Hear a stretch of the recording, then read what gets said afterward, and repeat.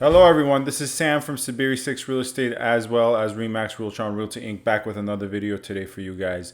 In today's video, I'm actually going to answer a question which one of my buyers that I'm working with right now during this whole COVID thing has asked me. And this individual, he's a first-time home buyer, and he's very inquisitive, which is good.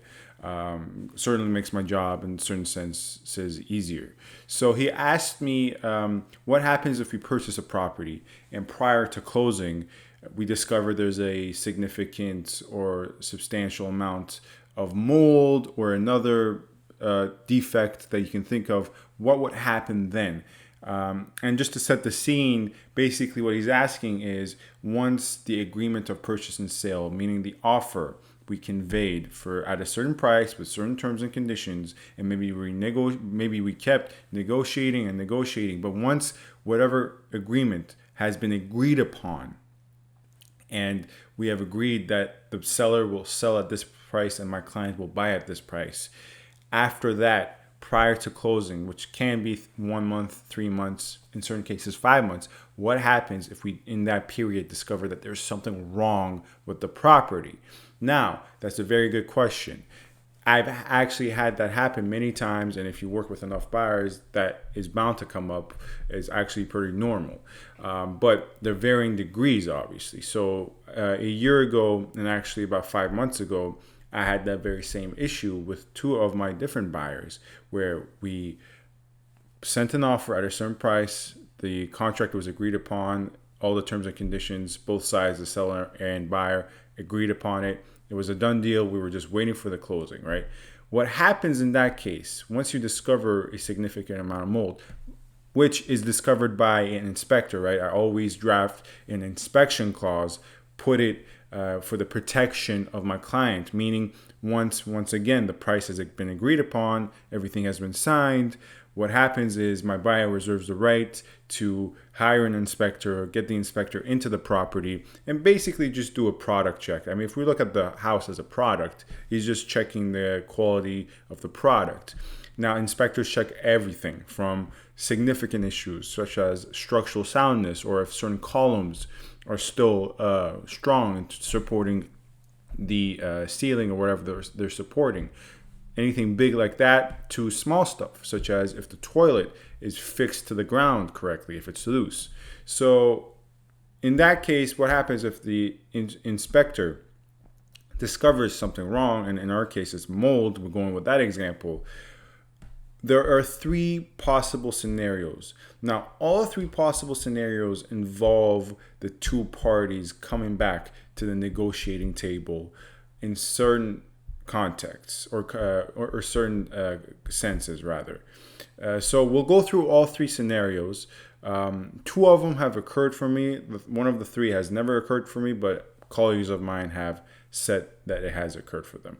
So scenario number one, if there's a major defect discovered on the buyer side, what happens is the buyer reserves the right or has the chance to say, you know what, I'm just going to purchase this property with this defect and I will pay for the costs of remedying this defect.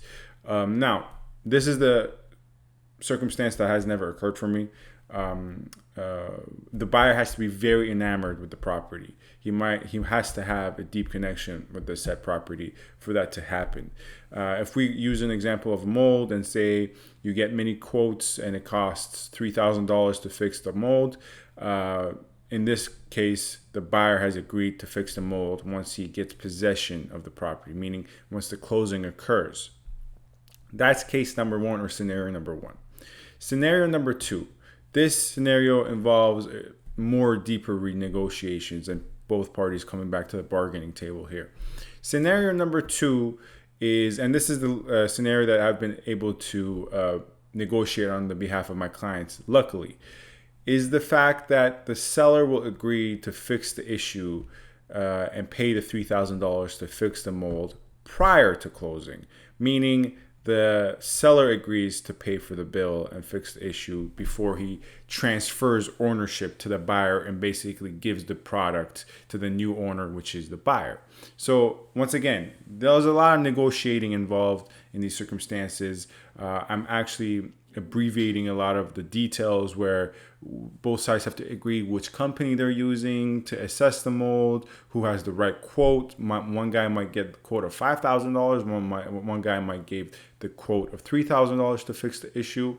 So I'm abbreviating all that because that's all involved in the negotiations between the two parts. And I've been lucky enough to be able to negotiate on the behalf of my clients that the seller has to pay for the issue, and the seller has to, by way of certificate or some sort of document which proves that they have actually remedied the issue, convey that document to me and my buyer before we take possession of the property. So that's scenario number 2. To sum it up, the seller agrees to pay for the $3,000 it would take to fix the issue.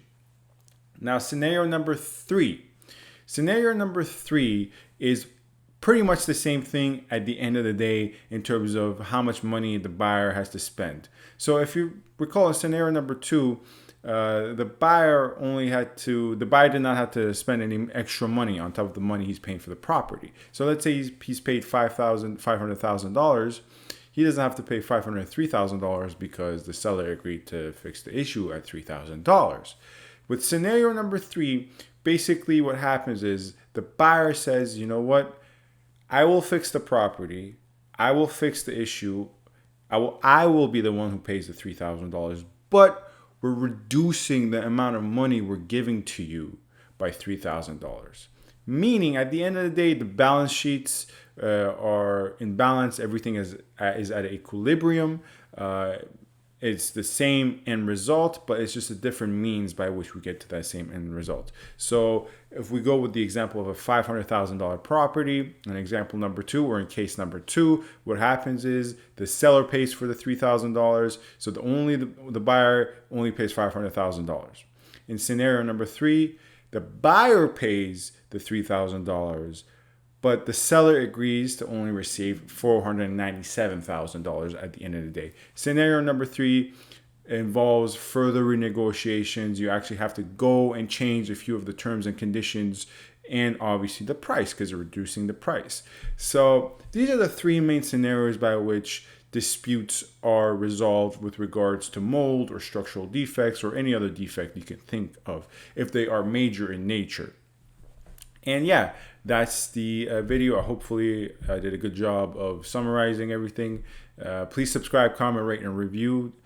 Tell me what kind of videos you want me to do if you have any certain new questions. I have new videos coming up. And please provide some feedback. And check out my podcast. I have a podcast with a friend of mine. The link will be in the description. Hey, subscribe if you want. Don't subscribe. If you enjoy it, subscribe. Thank you very much.